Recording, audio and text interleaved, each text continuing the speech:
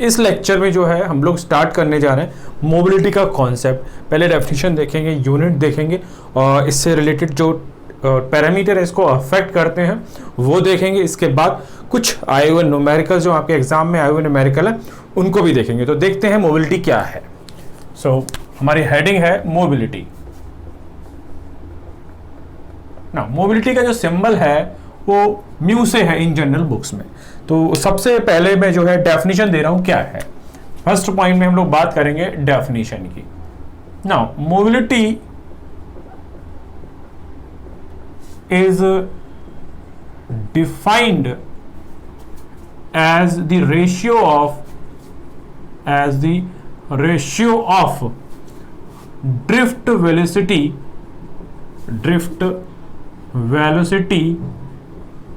to the applied electric field। Clear है। सो जो mu की डेफिनेशन है वो ये कह रही है mu equals to VD upon mu. Clear. So mobility जो है डेफिनेशन आपके सामने क्लियर हो गई। It is the just ratio of the drift velocity to the electrical field. Clear है यहाँ तक। सेकेंड पॉइंट में आपको समझाता हूं इसकी यूनिट, क्योंकि हर एग्जाम में कुछ ना कुछ इससे रिलेटेड फॉर्मूला मिलेगा, इसी फॉर्मूले में न्यूमेरिकल मिल जाएगा और यूनिट भी मिल जाएगा। तो यूनिट देखते हैं पहले ना। अगर आप वेलोसिटी की यूनिट देखें तो होती है मीटर पर second.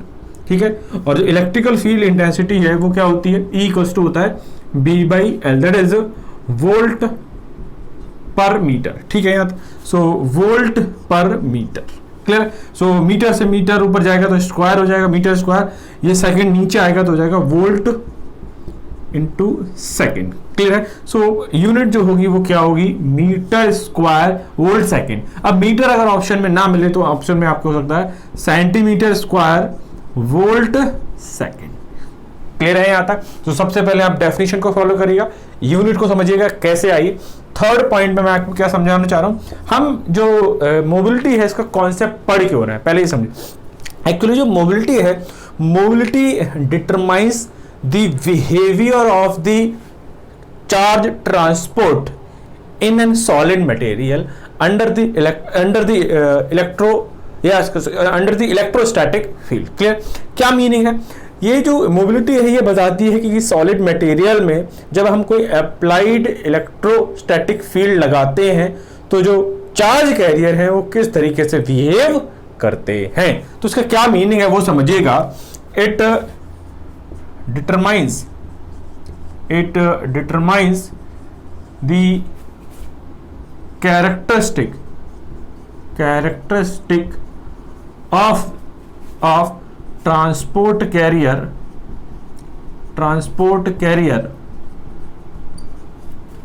in solid material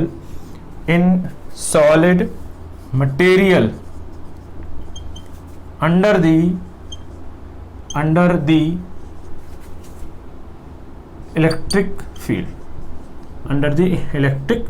clear है। तो सिंपल सा मीनिंग है, जो मोबिलिटी है ये क्या बताती है, जो ट्रांसपोर्ट कैरियर है, जो चार्ज कैरियर है वो under the influence of electric field किस तरीके से बिहेव करते हैं, उनकी स्पीड क्या है वो ये बताती है।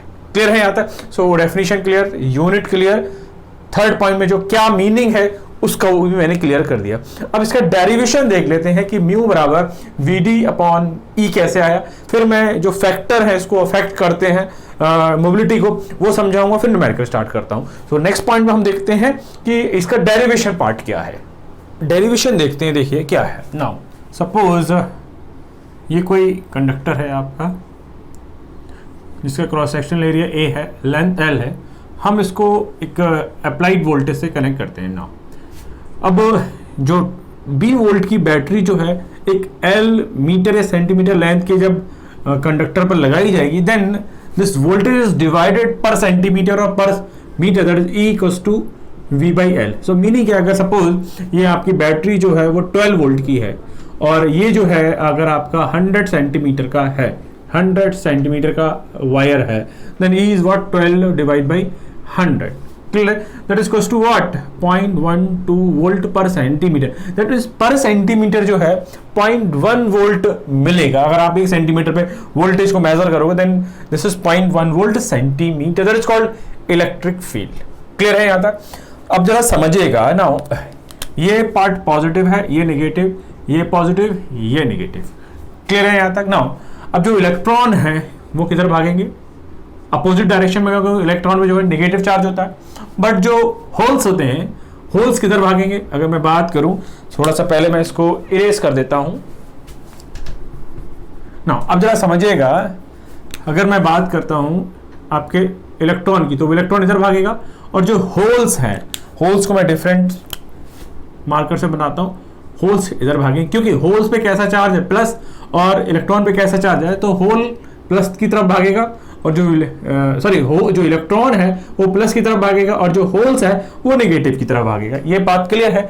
जिस स्पीड से ये होल और electron under the influence of electric field plus और माइनस टर्मिनल की तरफ जाते हैं, उस चीज को बोलते हैं हम मोबिलिटी। मीनिंग क्या हुआ? जब आपने एक इलेक्ट्रिक फील्ड लगाया, इस इलेक्ट्रिक फील्ड की वजह से, मैं सीक्वेंस समझा दूं, जब आपने इस कंडक्टर पर इलेक्ट्रिकल फील्ड लगाया, then due to this electrical field there is a force F equals to Q, that is plus minus.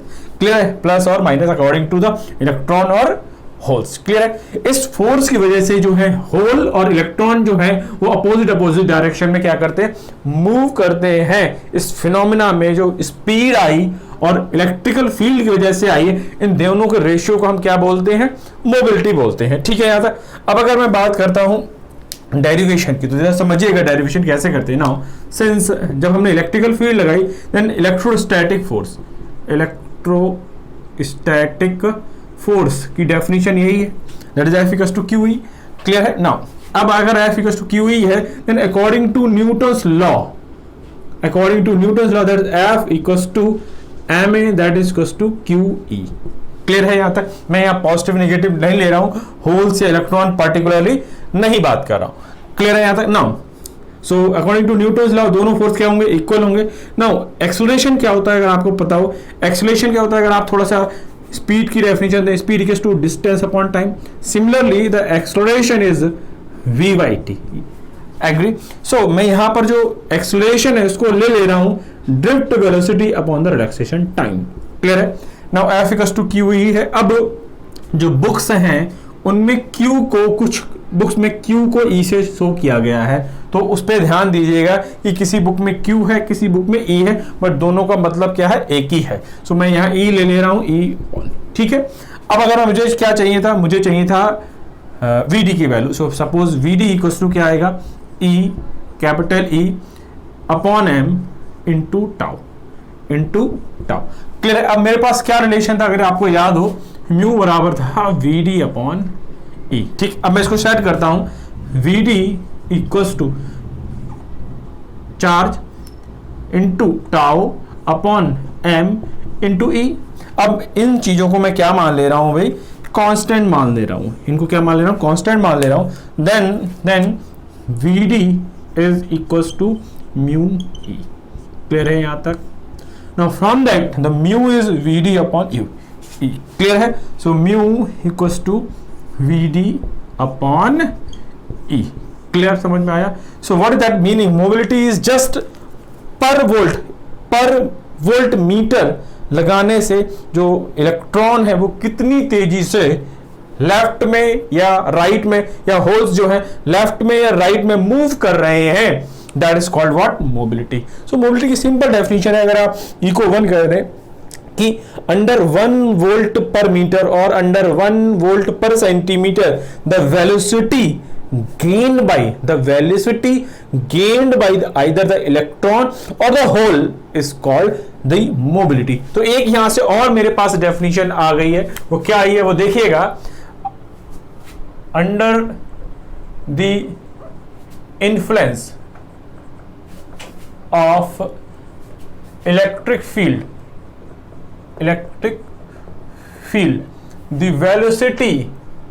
the velocity gained by either the electron और होल इज कॉल्ड मोबिलिटी। ठीक है भाई यहां तक। सो ये आपके सामने एक और डेफिनेशन तैयार हो गई है, but numerical point of view से आपको ये रखना है mu equals to BD upon E। Clear है, प्रूफ बहुत इजी है, डन। अब यहां से मुझे ये पता चल गया जो म्यू है, म्यू की वैल्यू है क्या, म्यू की जो वैल्यू यहां से अगर आपको समझ में आ रही है तो म्यू को मैंने यही तो माना है। So mu equals to what, E relaxation time tau upon m। So यहां से मुझे दिख रहा है जो मोबिलिटी है वो किन किन चीजों पे डिपेंड कर रही है या नहीं कर रही है। सो नेक्स्ट पॉइंट में मैं ये आपको बताना चाह रहा हूं कि मोबिलिटी जो है यहां से चार्ज पे डिपेंड कर रही है, फिर रिलैक्सेशन टाइम पे डिपेंड कर रही है, मास पे डिपेंड कर रही है, ऐसे टेम्परेचर पे भी डिपेंड करती है, डोपिंग पे भी डिपेंड करती है, इलेक्ट्रिक फील्ड पे भी डिपेंड करती है। सो नेक्स्ट पॉइंट में मैं आपको बताना चाह रहा हूं कि the factor which can affect the mobility. Clear है यहां तक। सो नेक्स्ट पॉइंट में हम समझते हैं कि मोबिलिटी को कौन कौन से जो फैक्टर हैं वो अफेक्ट करते हैं। तो स्टार्ट करते हैं नेक्स्ट पॉइंट को। फोर्थ पॉइंट में मैं आपको समझाने वाला हूं कि कौन कौन से फैक्टर जो है मोबिलिटी को देखिए अफेक्ट करते हैं। ठीक है, so fourth point, factor affecting the mobility. अब ये जो फैक्टर हैं इनको आपको इसलिए ध्यान में रखना है क्योंकि ये आपके थ्योरेटिकल क्वेश्चनों को बनाने में बहुत हेल्प करेंगे। ठीक है, नाउ अभी आपने देखा था, मैं अगर फर्स्ट पॉइंट की बात करता हूं पहले तो हमारा क्या था, F बराबर था QE that is equals to ME, then it is MVD upon tau, BD upon tau. So यहां से अगर आपने देखा हो VD बराबर क्या आया था, QE into tau upon M। Clear है यहां तक, मेरे हिसाब से ये बात बिल्कुल क्लियर होगी। ठीक है, सो ये सारी चीज जो है this factor is called what, the mobility. So BD equals to Q tau M into E, so this is called mobility. यही तो था। सो पहला पॉइंट देखते हैं मोबिलिटी को कौन अफेक्ट करता है। Clear, so mobility is directly proportional to the charge E और Q। Mobility is directly proportional to charge. Clear है।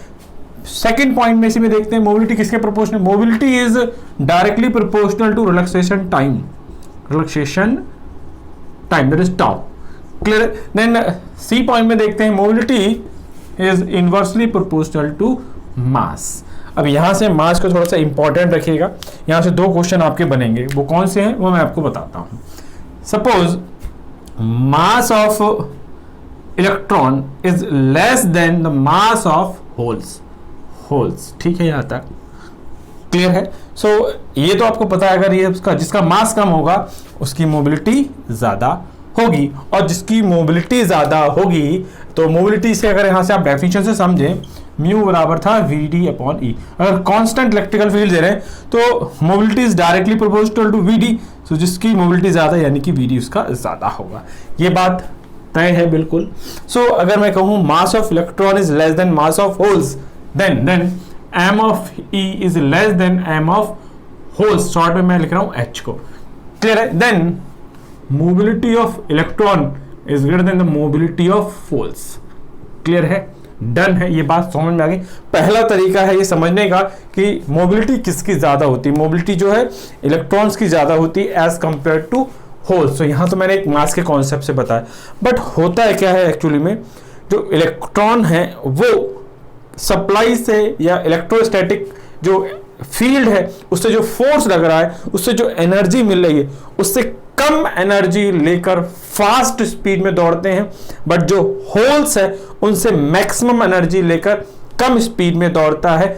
इस वजह से जो मोबिलिटी ऑफ इलेक्ट्रॉन है ज्यादा होती है और मोबिलिटी ऑफ होल्स क्या होती है, कम होती है। तो यहां पर एक पॉइंट और लिख लीजिएगा, electron takes less energy and moves fast, so the mobility of electron is greater than the mobility of holes। दोनों चीजें याद रखिएगा, जिस तरीके का ऑप्शन आएगा उस तरीके का ऑप्शन हम लोग खेल लेंगे। ठीक है, तो तो सी पॉइंट तक क्लियर हो गया कि मोबिलिटी को है 3 फैक्टर तो अकॉर्डिंग टू फॉर्मूला बिल्कुल अफेक्ट कर रहे हैं। अब मैं नेक्स्ट फैक्टर जो है D factor, effect of temperature, effect of temperature देखिएगा। नाउ अगर मैं बात करूं तो इफेक्ट ऑफ टेम्परेचर मोबिलिटी के साथ कैसा रिलेशन है, तो ग्राफ से समझिएगा। ये रहा टेम्परेचर, ये रहा मोबिलिटी। जो मोबिलिटी और जो टेम्परेचर का ग्राफ है वो कुछ इस तरीके का है, और यहाँ पर 2 फिनोमेना होते हैं, तो उन दोनों फिनोमेना का आपको नाम याद रखना है। क्लियर है? ये है t की पावर 3/2 और ये रिलेशन है t की पावर -3/2। ठीक है, क्लियर है? इसको बोलते हैं हम लैटिस स्कैटरिंग, ठीक है, और इसको बोलते हैं इम्परफेक्ट स्कैटरिंग। ठीक है यहां तक? Now under this scattering the mobility, यहां तक देखें, mobility is directly proportional to T की पावर 3/2। मीनिंग क्या है, जो कम रेंज के लिए जो है mobility is directly proportional to temperature, so as temperature increases the mobility also increases. Clear है? But under the lattice scattering और in high temperature zone the mobility is inversely proportional to t की power 3. That means as temperature increases the mobility decreases. Clear है? यहां तक पक्की बात समझ में आ गई है। नेक्स्ट पॉइंट में बढ़ता हूं, देखिए क्या है आपके सामने।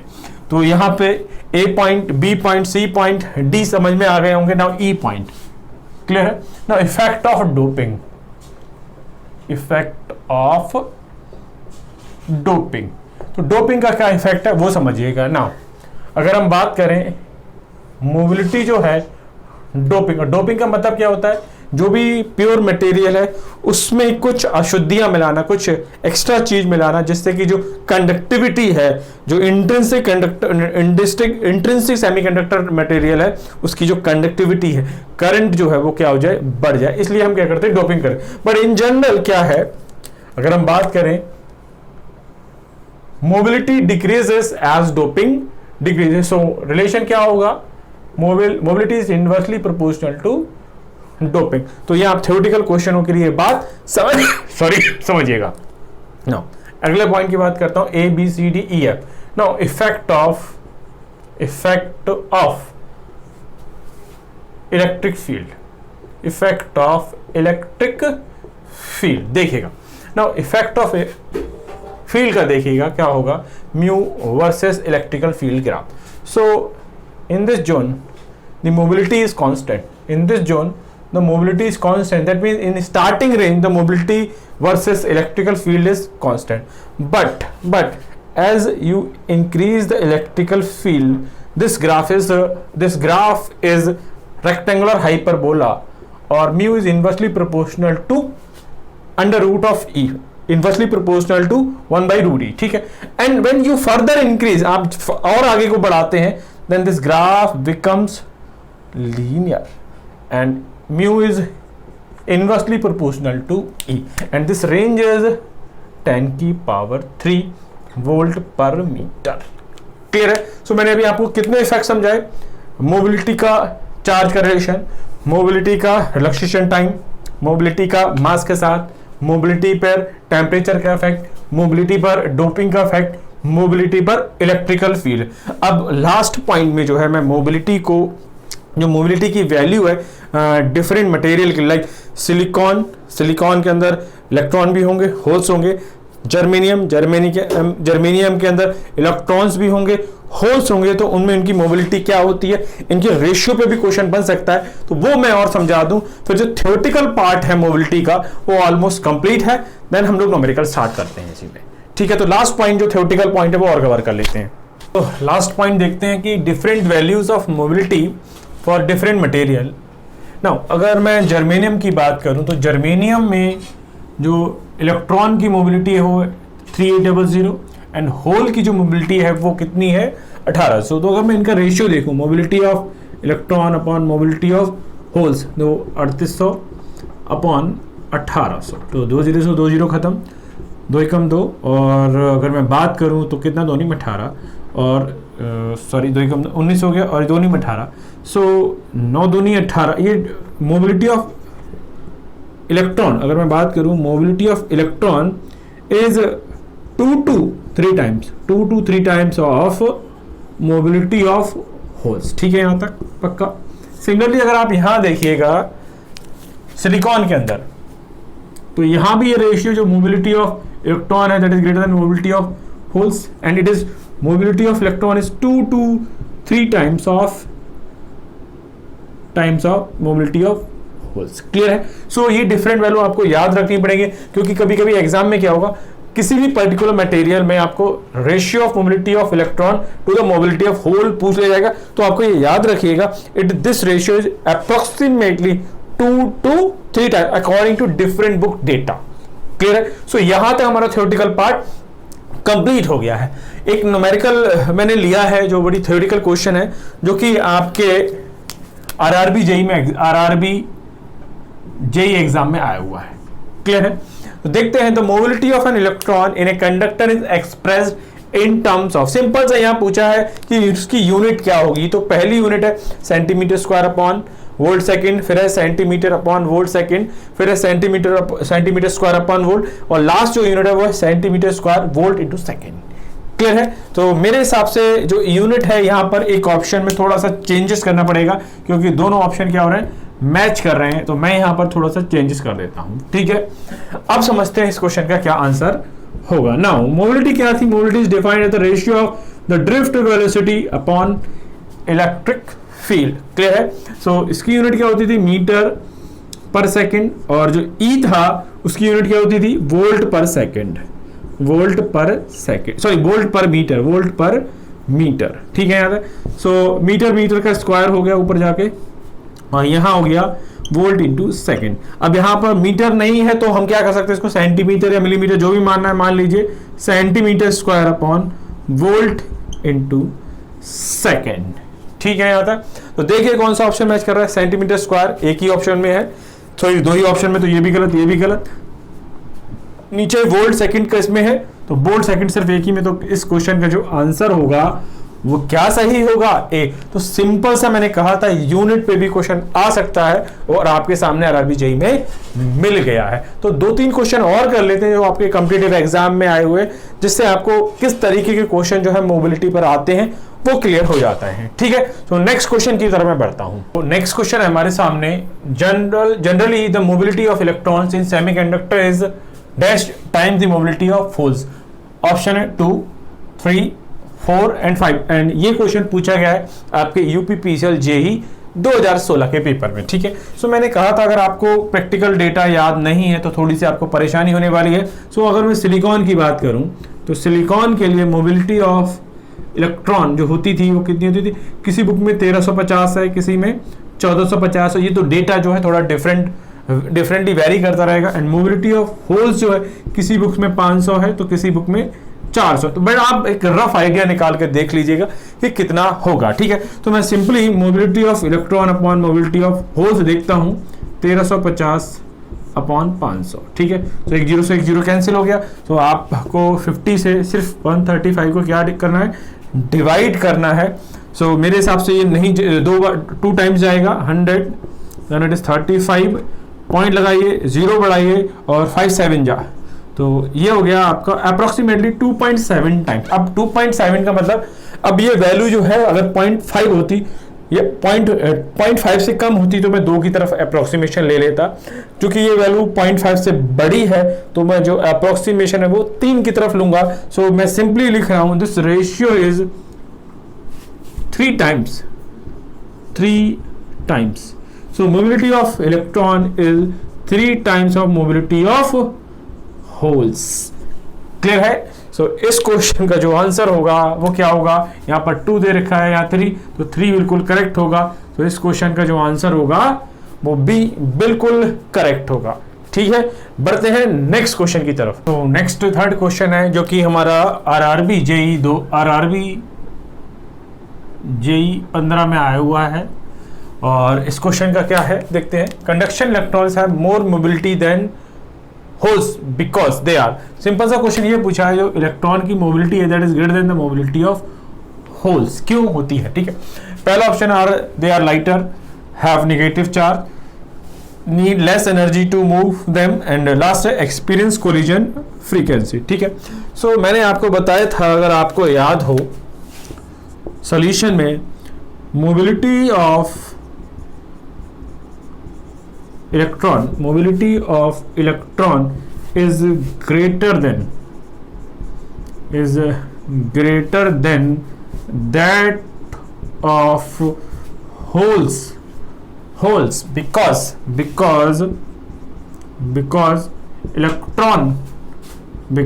electron takes less energy to move। और तरीका बताया था मैंने क्या, कि मोबिलिटी जो है, याद रखने का तरीका बताया था, mobility is inversely proportional to mass. So जो इलेक्ट्रॉन है वो मास में हल्के होते हैं, लाइटर होते हैं, that's why their mobility is greater. अब यहाँ आपके सामने दोनों ऑप्शन आ गए हैं, देखिए कैसे। जो यहाँ पर एक पॉसिबिलिटी है, दो लाइटर भी होते हैं, और एक ऑप्शन आ गया है ये जो है कम एनर्जी लेते हैं। अब इन दोनों ऑप्शन में से हम किसको प्रेफरेंस दें, तो प्रेफरेंस नंबर 1 समझिएगा। जो प्रेफरेंस नंबर 1 है, mobility of electron is greater than that of holes because electron takes less energy to. This is preference number 1। इसको मैं कह रहा हूं प्रेफरेंस, आप किसको देंगे, प्रेफरेंस नंबर 1, प्रेफरेंस नंबर 1।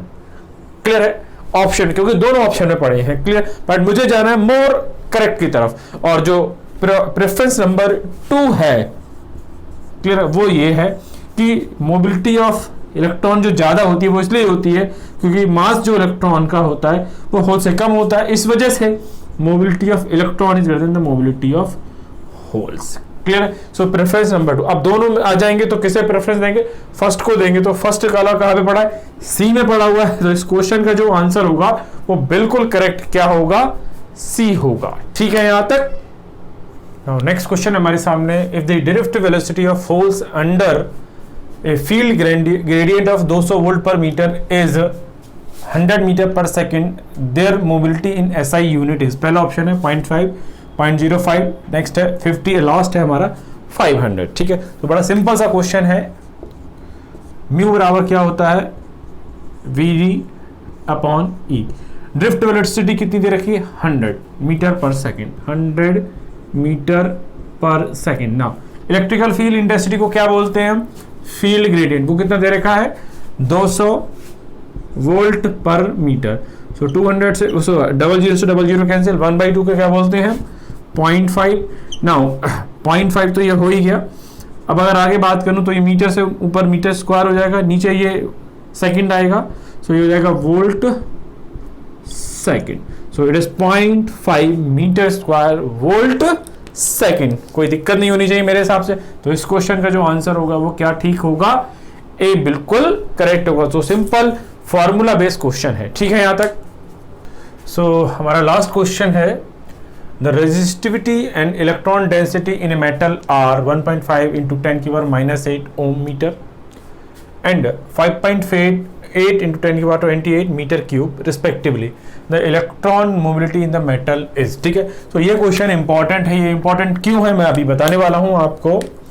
ये इंपॉर्टेंट इसलिए है क्योंकि अभी हमने जो टॉपिक है वो देखा होगा कंडक्टिविटी। अगर आपने कंडक्टिविटी पढ़ा हो, conductivity is N/Q × mu. Clear है। अब जरा समझिएगा कैसे कंडक्टिविटी, इलेक्ट्रॉन पर चार्ज और कैरियर कंसंट्रेशन और मोबिलिटी का रिलेशन है। नहीं है तो आप मोबिलिटी का लेक्चर देखिएगा, उसमें मिल जाएगा। So mu equals to sigma upon N × Q। Now sigma that is conductivity is 1 upon resistivity, so 1 upon resistivity N × Q। Resistivity कितनी दे रखी है, द रेजिस्टिविटी दे रखी है 1 अपॉन 1.5 इंटू 10⁻⁸ एंड चार्ज आपको पता है इलेक्ट्रॉन पे कितना, तो 1.6 into 10⁻⁹ and the last one is what, the electron density कितनी दे रखी है 5.8 into 10⁻28। Now when you solve and multiply this and solve it, then mu you will get 0.007। आपको यूनिट पता ही होनी चाहिए, सेंटीमीटर स्क्वायर वोल्ट सेकेंड। ठीक है, तो इस तरीके का जो ऑप्शन है वो हमारे यहाँ एक ही मैच कर रहा है, दैट इज ए। तो मेरे हिसाब से जो मोबिलिटी है उसका कॉन्सेप्ट बिल्कुल क्लियर हो गया होगा। डेफिनेशन है, यूनिट है, क्या क्या फैक्टर्स को अफेक्ट कर रहे हैं, डिफरेंट मटेरियल में इसकी वैल्यू क्या है, सारी चीज़ें मैंने आपको लगभग बता दी हैं और 5 न्यूमेरिकल करा दिए हैं। होपफुली आपको मोबिलिटी का कॉन्सेप्ट बिल्कुल क्लियर हो गया होगा। ठीक है यहाँ तक।